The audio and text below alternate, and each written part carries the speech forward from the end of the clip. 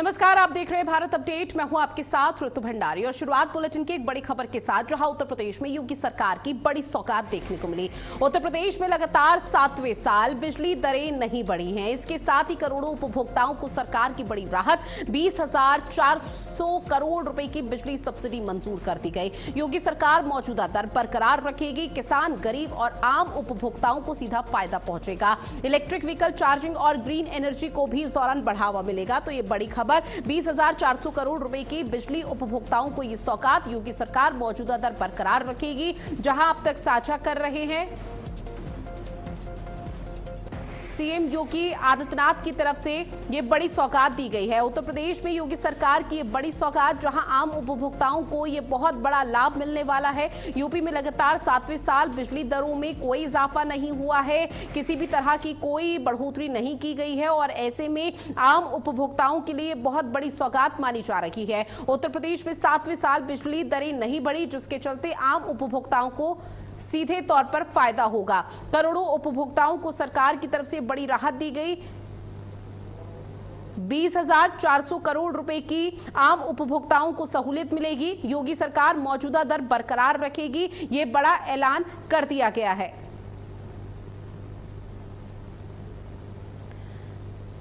तो बड़ी खबर, जहां उत्तर प्रदेश में लगातार 7वें साल भी उत्तर प्रदेश में जो आम उपभोक्ता हैं उनको राहत दी गई है। इसके साथ ही 20,400 करोड़ रुपए की बिजली सब्सिडी मंजूर कर दी गई है। यानी कि इस बार बिजली की नई जो दरें होंगी उसमें माना जा रहा था कि शायद बदलाव हो सकता है, लेकिन कोई बदलाव फिलहाल देखने को नहीं मिलेगा। जहां उत्तर प्रदेश में योगी सरकार की बड़ी सौगात है। उत्तर प्रदेश में लगातार 7वें साल बिजली दरों में कोई इजाफा नहीं हुआ है। करोड़ों उपभोक्ताओं को सरकार की तरफ से ये बहुत बड़ी राहत दी गई है, जहां आम उपभोक्ताओं के चेहरे खिल उठे हैं। 20,400 करोड़ रुपए की बिजली सब्सिडी मंजूर कर दी गई है। योगी सरकार मौजूदा दर को बरकरार रखेगी।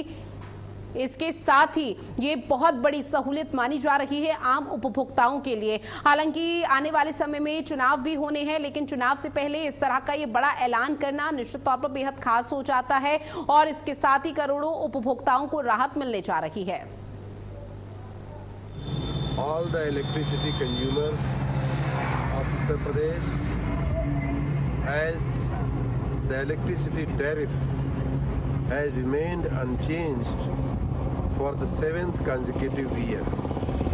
This means that for the 7th year, no change has been made in the electricity tariff, which also means no hike, not even a single paisa, not even a single rupees has been raised. There is no hike, there is no increase in the tariff rate for last 7 years. This is rare, this is historic, and this is in addition to another historic achievement, which is that UP is supplying maximum peak power in the country for the last 4 years. So we are not only breaking our records in supplying maximum power in the country, but we have also broken all records of the country of not raising the tariff for last 7 years. My congratulations to all electricity consumers of Uttar Pradesh and my salutations to Honorable Prime Minister and Honorable Chief Minister for their blessings and support.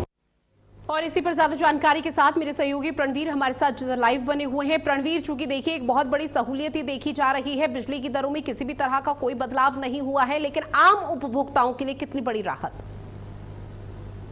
निश्चित और निश्चित तरीके से उत्तर प्रदेश की योगी सरकार ने चाहे किसानों को चाहे बिजली उपभोक्ताओं को जिस तरीके से बड़ी राहत दी है, और खासकर आप देख रहे हैं कि जब विपक्ष लगातार हमलावर है बिजली विभाग की व्यवस्थाओं को लेकर के, उस पर कहीं ना कहीं व्यवस्थाओं में सुधार और तमाम ऐसे कार्य हैं जो उत्तर प्रदेश की योगी सरकार लगातार कर रही है।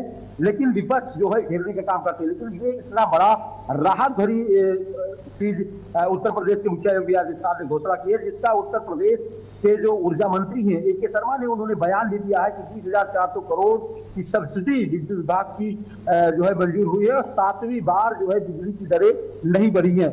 यानी कि यह उत्तर प्रदेश की जनता के लिए बहुत बड़ी राहत है, जहां किसानों के लिए, गरीबों के लिए जो ट्यूबवेल से जो किसान अपनी सिंचाई करते हैं उनको सब्सिडी दी जा रही है, तो वही ये सब्सिडी डायरेक्ट, चाहे वो शहर के उपभोक्ता हो चाहे वो देहात के उपभोक्ता हो, उनको ये मिल रही है। जब गर्मी के समय सबसे एक चीज आपने देखा कि जिस तरीके से जब लगातार भ्रष्टाचार के आरोप लग रहे थे, तो ऐसे नियम बिजली विभाग ने बनाए इस तरीके से, चाहे एक मुश्त OTS की बात करें, उनके एक मुश्त समाधान योजना के बड़े बिजली बकायेदार थे उत्तर प्रदेश में, उनको चाहे वो कमर्शियल हो चाहे वो घरेलू हो, उनको एक बड़ी राहत दी और उनके सबको एक मुश्त समाधान योजना मिला करके सबको रिलैक्स दिया।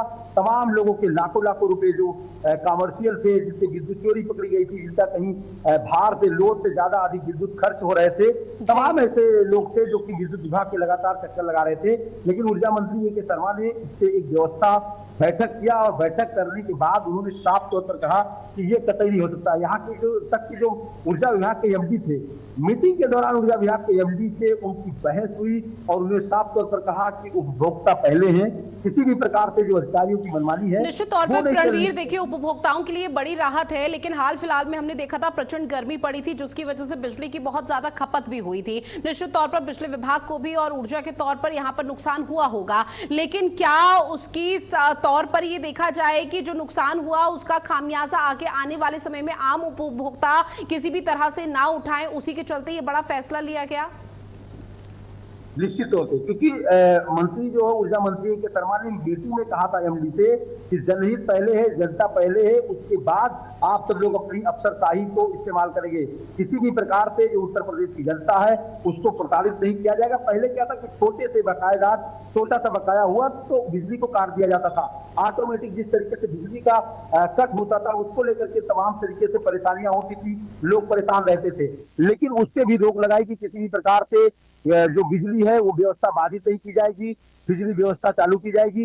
जब स्मार्ट मीटर पे लगातार जो है आरोप लगते गए, लगातार स्मार्ट मीटर को लेकर के जनता में आक्रोश हुआ, व्यापारियों में आक्रोश हुआ, तो तत्काल जो है प्रीपेड मीटर को पोस्टपेड मीटर में कन्वर्ट करने के लिए AK शर्मा ऊर्जा मंत्री ने साफ तौर पर निर्देश दिया और तमाम जो शिकायतें थी, तमाम जो लोगों के अंदर रोष था, तमाम जो रोड पर आकर के लोग प्रदर्शन करना शुरू कर दिए थे, पावर हाउस में ला करके लोग मीटर फेंकना शुरू कर दिए थे, उससे कहीं ना कहीं निजात मिली। समस्या एक चीज है कि जब समस्या, योगी सरकार जब अपनी कैबिनेट की बैठक में बैठते हैं और अपने मंत्रियों से बात करते हैं तो कहते हैं जब आप जनता के बीच जाइए तो सिर्फ समस्या की बात मत करिए, समस्या को सिर्फ लेकर के आपको नहीं जाना है, समस्या को सिर्फ नहीं चिन्हित करना है, समस्या के समाधान के बारे में जरूर सोचना है। कभी भी आप बैठक करेंगे, चौपाल लगाएंगे, जनहित के मुद्दों को उठाएंगे जा सकती है। उस लिहाज से राज्य सरकार का ये बड़ा कदम यहाँ पर माना जा रहा है। बहरहाल रणवीर, इस पूरे मामले को लेकर जानकारी साझा की उसके लिए शुक्रिया, लेकिन आप बने रहिएगा, आगे और भी खबरें जिन पर आपसे अपडेट लेंगे। इस बीच एक और बड़ी खबर है, जहां आपको बता दें कि SIT की जो टीम है वो जांच के दायरे को बढ़ाने के लिए एक बार फिर से अयोध्या पहुंची। SIT के 3 सदस्य राम मंदिर पहुंचे, जहां जांच को आगे बढ़ा रही है SIT की टीम। SIT को 15 जुलाई तक फाइनल यानी कि अंतरिम रिपोर्ट अब सौंपनी है। रडार पर कई सेवा कर्मी है, इसके साथ ही ट्रस्ट के कुछ पदाधिकारी हैं जिनसे पूछताछ का सिलसिला आगे बढ़ाया जाएगा। लेकिन अभी इंतजार यही हो रहा है कि SIT इस पूरे मामले को लेकर किस तरह से खुलासा करती है, क्योंकि 15 जुलाई तक का समय SIT के पास है, जहां 1 महीने में यानी कि जो 15 दिन पहले रिपोर्ट, यहां पर 15 दिन की रिपोर्ट सौंपी गई थी प्राथमिकी तौर पर, और अब जो 15 दिन बाद रिपोर्ट सौंपी जाएगी, इस 1 महीने में क्या बदलाव हुआ है, किस तरह का परिवर्तन हुआ है, कार्रवाई के सिलसिले को कैसे आगे बढ़ाया गया, पूछताछ किस किस से की गई है और किस पर गाज गिरी, इन तमाम पहलुओं को SIT की टीम यहां पर अपने रिपोर्ट में मेंशन करेगी। क्या क्या चोरी हुआ है, कितना यहां पर अभी तक जब्त कर लिया गया, क्या गबन किया गया है, इन तमाम चीजों को भी SIT की टीम अपने रिपोर्ट में मेंशन जरूर करेगी और उसी के आधार पर कार्रवाई के सिलसिले को आगे बढ़ाया जाएगा। लेकिन अब आने वाला वक्त बताएगा कि इस पूरे मामले को लेकर किस तरह से यहां पर तहकीकात होती है, क्योंकि SIT की तरफ से साफ शब्दों में कहा जा रहा है कि अभी 8 आरोपियों की गिरफ्तारी हुई है, 4 अधिकारी निलंबित हुए हैं, लेकिन अभी ट्रस्ट के कुछ और अधिकारी भी जेल की सलाखों के पीछे पहुंच सकते हैं। चंपत राय से पूछताछ का सिलसिला देखने को मिला। अनिल मिश्रा, गोपाल राव से भी पूछताछ यहां पर एसआईटी की टीम करेगी और ऐसे में लगातार आरोपियों के घर पर, उनके ठिकानों पर भी दबिश दी जा रही है और दबिश के माध्यम से छापेमार कार्रवाई में बहुत कुछ अब तक बरामद किया गया। कईयों के घर से आपको बता दें कि 8 में से 7 आरोपी तो ऐसे हैं जिनके घरों से लाखों रुपए बरामद किए गए हैं। अब जांच को लगातार एसआईटी की टीम आगे बढ़ा रही है और जांच में बहुत कुछ चौंकाने वाला खुलासा जल्द हो सकता है, क्योंकि 15 जुलाई तक की वो तारीख जब एसआईटी को अपनी फाइनल रिपोर्ट सौंपनी है। बैंक खातों और वित्तीय लेन देन की जांच को लेकर ग्राफिक्स के माध्यम से आप समझिए किस तरह से वेरिफिकेशन किया गया। भर्ती प्रक्रिया से जुड़े संदिग्धों के बैंक खातों की जांच भी इस दौरान की जाएगी। इसके साथ ही नियुक्ति के आगे पीछे हुए हर आर्थिक ट्रांजैक्शन का भी पता लगाया जाएगा, जहां पर बैंक रिकॉर्ड से कथित घूसखोरी के आरोपों की पुष्टि करने की कोशिश होगी। आपको बताते चले कि पैसों के हेर फेर, लेन देन को लेकर पकड़ने के लिए बैंकिंग डेटा खंगाला जा रहा है। अब इसमें वित्तीय दस्तावेज इस पूरे केस का रुख तय करने में अहम भूमिका निभाएंगे। जहां दस्तावेजों में अगर गड़बड़ी पाई जाती है तो बख्शा नहीं जाएगा। कई नियुक्त कर्मचारियों के जरूरी कागजात पुलिस को अभी तक नहीं मिले हैं। नियुक्ति पत्र और सेवा अनुबंध जैसे औपचारिक रिकॉर्ड भी उपलब्ध नहीं है। अब दस्तावेजों की जांच की जा रही है। प्रणवीर मेरे सहयोगी लगातार हमारे साथ जुड़े हुए हैं। प्रणवीर, चूंकि देखिए 15 दिन का और समय, जब एसआईटी की टीम अब 15 जुलाई को रिपोर्ट सौंपेगी, 1 महीने में किस तरह से कार्रवाई के सिलसिले को आगे बढ़ाया गया, लेकिन यहां पर खबरें ये सामने आ रही है ट्रस्ट के कुछ अधिकारी पदाधिकारी हैं जो नप सकते हैं। ऐसे में क्या किसी का ऑफिशियल तौर पर नाम सामने आया? सूत्रों के हवाले से कोई ऐसी जानकारी? एसआईटी रिपोर्ट डायरेक्ट शासन स्तर पे पहुंचा रही है। किसी भी प्रकार से उसमें कोई बीच का नहीं है जो किसी भी प्रकार से कोई बयानबाजी हो या किसी को वो बताए। डायरेक्ट जो रिपोर्ट है एसआईटी को शासन स्तर पर संजय प्रसाद जी को पहुंचाई जा रही है और उसके बाद में इसमें विजय विश्वास पंत जो लखनऊ के कमिश्नर है, उन्होंने एसआईटी को प्रथम जो जांच रिपोर्ट थी वो तो पहुंचा दिया, लेकिन अब 15 जुलाई तक का जो समय मिला है उसमें कई ऐसे सेवा कर्मी हैं जो रडार पर हैं। कोषाध्यक्ष जो ट्रस्ट के हैं वो कहीं ना कहीं रडार पर है। उनको एक बार एसआईटी वहां पहुंच करके कोषाध्यक्ष से भी पूछताछ कर सकती है। और साथ ही जो नए नए चेहरे आ रहे हैं, जैसे कि कब से वो मंदिर में जुड़े, कब से वो मंदिर में सेवा कर रहे हैं, किसके कहने पर वो मंदिर में आए और कब से लेकर के कब तक उनकी ड्यूटी क्या रही। जो सीसीटीवी फुटेज का लगातार आरोप लग रहा है कि कई सीसीटीवी फुटेज को डिस्टर्ब किया गया है, यानी कि उनको डिस्ट्रॉय की गई है। तो उसमें टेक्निकल टीम भी उस पर जांच करेगी कि टेक्निकल टीम के साथ साथ उसमें रिकवरी में कुछ आ रहा है कि नहीं आ रहा है। तो तमाम ऐसी चीजें जो एसआईटी को भी जांच करना बाकी है। उत्तर प्रदेश में जो योगी सरकार दोबारा बनी है उसमें कहीं ना कहीं हिंदुत्व के फायर ब्रांड नेता माने जाते हैं योगी आदित्यनाथ। और अयोध्या के इर्द गिर्द पूरी अयोध्या के साथ अयोध्या, मथुरा और काशी, यही 3 धार्मिक स्थल है जिनके इर्द गिर्द भारतीय जनता पार्टी की पूरी राजनीति की पूरी ध्रुवीकरण हो रही है, पूरा नाचती हुई नजर आ रही है। और यही एक दिन है कि हिंदुत्व के फायर ब्रांड नेता माने जाते हैं योगी आदित्यनाथ। और लेकिन देखिए प्रणवीर, जिस तरह से अयोध्या का मामला सामने आया उसके बाद राज्य सरकार पर भी सवाल उठाए जा रहे हैं विपक्षी पार्टी की तरफ से। अब ऐसे में जानकारी ये भी सामने आई कि एसआईटी तो कार्रवाई और तहकीकात कर रही है, लेकिन जो लवकुश मिश्रा है, आरोपी जो इस वक्त जेल की सलाखों के पीछे है, उसके घर पर भी अब बुलडोजर की कार्रवाई होगी। और विपक्ष यही सवाल लगातार पूछ रहा था कि बुलडोजर की कार्रवाई अब तक योगी सरकार की तरफ से की जाती थी, लेकिन इन 8 आरोपियों के घर पर कब बुलडोजर चलेगा। लेकिन लवकुश मिश्रा के घर पर जो बुलडोजर की कार्रवाई होगी उससे क्या मैसेज जाएगा प्रदेश में? लेकिन तो एक बात तो आप जान लीजिए कि जो नोटिस दी गई है वो अयोध्या विकास प्राधिकरण की तरफ से लवकुश को दी गई है। अब लवकुश को उसमें 15 दिन का जो समय दिया गया है उससे वो अपने तलपट मानचित्र, यानी कि जो मकान का नक्शा होता है, जो नक्शा पास होता है अयोध्या प्राधिकरण द्वारा, वो उनसे उसकी विस्तृत रिपोर्ट वो अपना प्रस्तुत करके बताएंगे कि हमारे जो मकान बन रहा है उसका नक्शा पास हुआ है नहीं पास हुआ है। देखिए, प्राधिकरण की जांच अलग है, एसआईटी की जांच अलग है।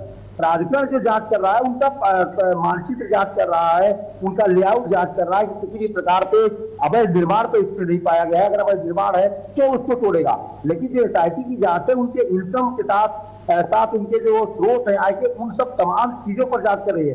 यानी कि उसके जांच साफ तौर पर ये हो रहा है कि आपके अवैध निर्माण, अब अगर अवैध निर्माण पाया गया 15 दिन के अंदर अगर उन्होंने नहीं उसकी जवाब दिया तो 27 को उनको धारा नोटिस जारी की गई है। उसके बाद उनके 28 की नोटिस जारी की जाएगी। यानी कि जो भवन विधि का जो नियम है, भवन विधि के जो नियमावली है, उसके तहत अयोध्या प्राधिकरण ने उनको नोटिस दिया है। अगर वो उस चीज को भीड़ न्यायालय में नहीं पेश कर पा रहे हैं, नहीं बता पा रहे हैं, तो उनके घर पे बुलडोजर चलेगा। वहीं अगर बात करें विश्व हिंदू परिषद की, तो विश्व हिंदू परिषद के लोगों का कहना है, पदाधिकारियों का कहना है कि इस तरीके से आरोप लगाए, आरोप के FIR पंजीकृत हुआ है। अब FIR पे जांच होगी, जांच के बाद दोषी पाए जाएंगे। ऐसे नहीं है कि आपके FIR पंजीकृत हो गया तो आप दोषी हो गए। तो तमाम ऐसे पहलू हैं, तमाम ऐसे मुद्दे हैं जो SIT जांच करेगी, और ये बहुत कम समय का जांच नहीं है कि 2-4 दिन में जांच कर दे दिया।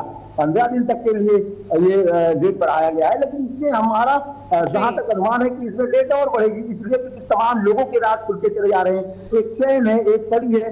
इतना बड़ा फ्रॉड इतने आसानी से 2-4-10 लोगों का ये ग्रुप नहीं है, तो 2-4-10 लोग चाहें और इतने बड़े मंदिर में जहां पर इतनी बड़ी सुरक्षा और इतना बड़ा फ्रॉड करने, एंट्री कैसे हो रही है, जा कब रहे हैं, पैसा जाने का माध्यम क्या रहा। अभी तो देखिए बारकोड मिला, बारकोड के साथ साथ तमाम कैश पैसे वहां पे गए हैं, तमाम ज्वेलरी के भी आरोप लग रहे हैं। हालांकि प्रेस का दावा है कि ज्वेलरी और जो सोने के और तमाम ऐसी चीजें हैं उन पर साफ तौर पर वो कहीं नहीं गायब है, वो सब हैं। लेकिन अगर रुपए ही वहां पे गए हैं, अगर पैसे गए, तो चंदा के पैसे अगर गायब हुए तो इसका मतलब कि दान पात्र खोला गया, दान पात्र की चाबी कई लोगों के पास होती है। तो तमाम ऐसी जांच है, तमाम ऐसे पहलू हैं जो इसमें चलेंगे, इसकी जांच निश्चित तौर पर अब SIT की टीम 15 जुलाई को जो रिपोर्ट सौंपेगी उसमें क्या कुछ खुलासा होता है, फिलहाल उस पर हर किसी की नजरें टिकी हुई है। बहरहाल आपने जानकारी साझा की, उसके लिए बहुत शुक्रिया रणवीर पांडे आपका।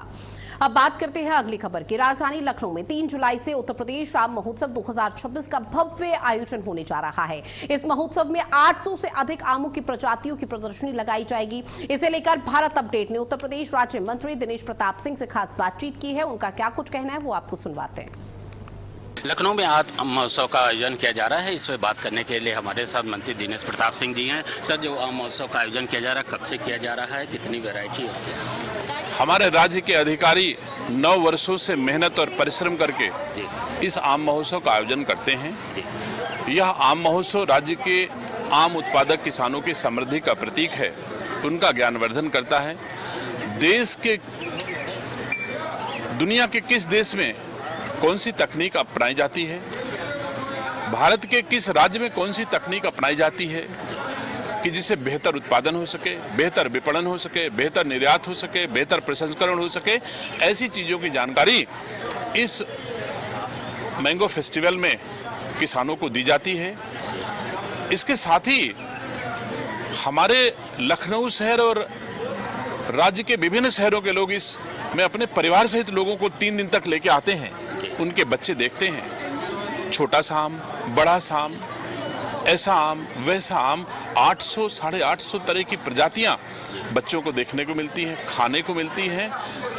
तो मैं समझता हूं ये महोत्सव हमारे लखनऊ के लिए महत्वपूर्ण है, उत्तर प्रदेश के लिए महत्वपूर्ण है और उद्यान विभाग के लिए तो महत्वपूर्ण है ही। इसमें सिर्फ यूपी की वैरायटी रहेंगी या फिर बाहर से भी वैरायटी मंगा? नहीं, बाहर के भी लोगों को आमंत्रित किया गया है। कौन कौन लोग आते हैं, उनके रहने की व्यवस्था की गई है, इंतजाम किया गया। जो लोग आएंगे वो कल पता चलेगा कौन कौन लोग आ रहे हैं, किस राज्य से आ रहे हैं, किस देश से आ रहे हैं। धन्यवाद। ये थे दिनेश प्रताप सिंह, जिनका ये कहना है कि करीब 8 से लेकर 850 वैरायटी के आम के जो है प्रदर्शनी लगाया जाएगा। लखनऊ से कैमरामैन संदीप के साथ संजीव सिंह। साथ ही बीजेपी पार्टी के राष्ट्रीय अध्यक्ष नितिन नवीन 4 जुलाई को लखनऊ आ रहे हैं। उनके भव्य स्वागत की तैयारियों को लेकर संगठन पूरी तरह से सक्रिय है। अब इसी बीच आपको बता दें कि लखनऊ की महापौर सुषमा खरक्वाल ने बताया कि 42 स्वागत पॉइंट तय किए गए हैं, जहां राष्ट्रीय अध्यक्ष का जोरदार स्वागत किया जाएगा। इस स्वागत में सर्व समाज की भागीदारी सुनिश्चित की गई है और कार्यकर्ताओं में भारी उत्साह भी देखने को मिल रहा है, क्योंकि ये उनका लखनऊ का पहला दौरा है। महापौर सुषमा खरक्वाल ने बताया कि संगठन स्तर पर सभी तैयारी पूर्ण हो चुकी है।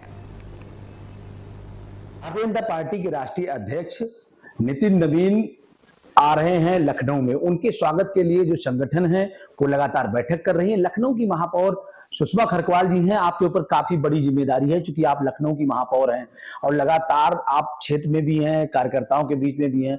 ऐसे में राष्ट्रीय अध्यक्ष आ रहे हैं लखनऊ में, क्या तैयारी है आपकी तरफ से, नगर निगम की तरफ से और आपकी संगठन की तरफ से? राष्ट्रीय अध्यक्ष परसों 4 तारीख को पहली बार लखनऊ आ रहे हैं, जब राष्ट्रीय अध्यक्ष की घोषणा हुई थी, और सभी कार्यकर्ता उत्सुक हैं। सभी कार्यकर्ताओं के साथ साथ सभी पार्षदों की भी ड्यूटी लगी है।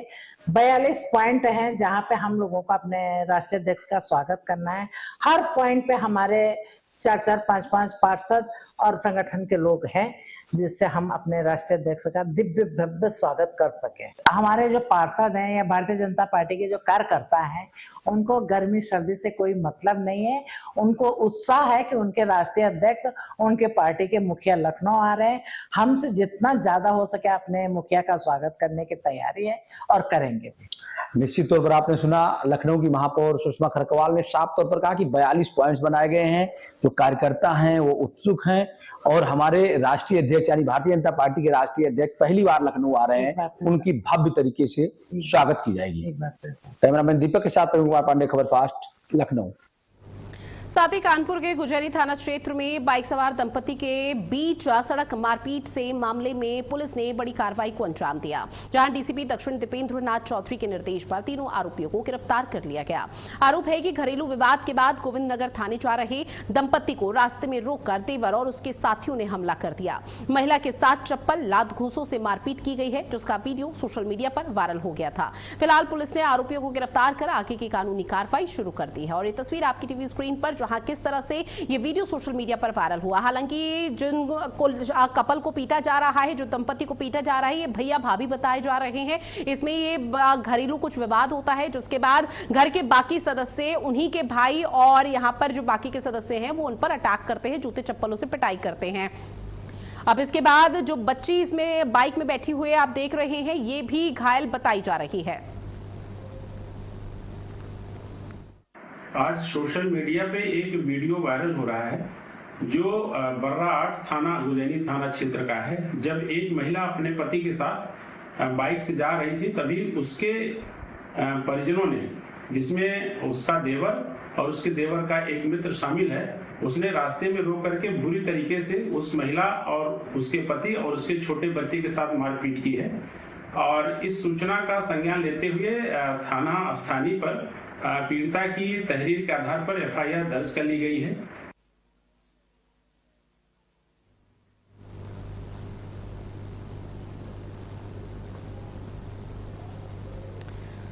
साथ ही कानपुर में नगर निगम के अतिक्रमण अभियान के दौरान बर्रा मंडल अध्यक्ष का एक वीडियो सोशल मीडिया पर वायरल हो गया है। अब वीडियो में बीजेपी मंडल अध्यक्ष आनंद सिंह परिहार नगर निगम अधिकारियों को कथित तौर पर धमकाते हुए दिखाई दे रहे हैं।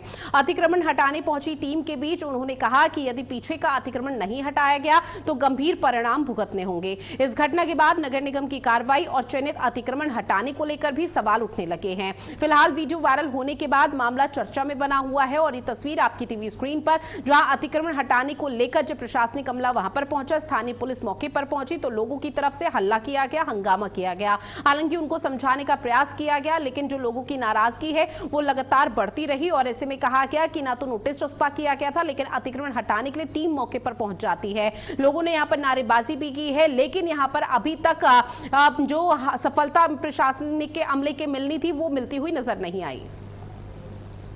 अब बात अगली खबर की, जहां राष्ट्रीय डॉक्टर दिवस के खास अवसर पर पंजाब सरकार ने उत्कृष्ट सेवाएं देने वाली डॉक्टरों को राज्य स्तरीय पुरस्कारों से सम्मानित किया। मुख्यमंत्री भगवंत सिंह मान के नेतृत्व में सरकार ने पहली बार डॉक्टर को सम्मानित करने के लिए विशेष नीति लागू की है। स्वास्थ्य मंत्री डॉक्टर बलबीर सिंह ने मरीजों के प्रति समर्पण, संवेदनशीलता और बेहतर स्वास्थ्य सेवाएं देने के लिए डॉक्टरों का आभार जताया। उन्होंने ये भी घोषणा की है कि जल्द ही आशा वर्कर और पैरामेडिकल स्टाफ के लिए भी इसी तरह के सम्मान की शुरुआत की जाएगी।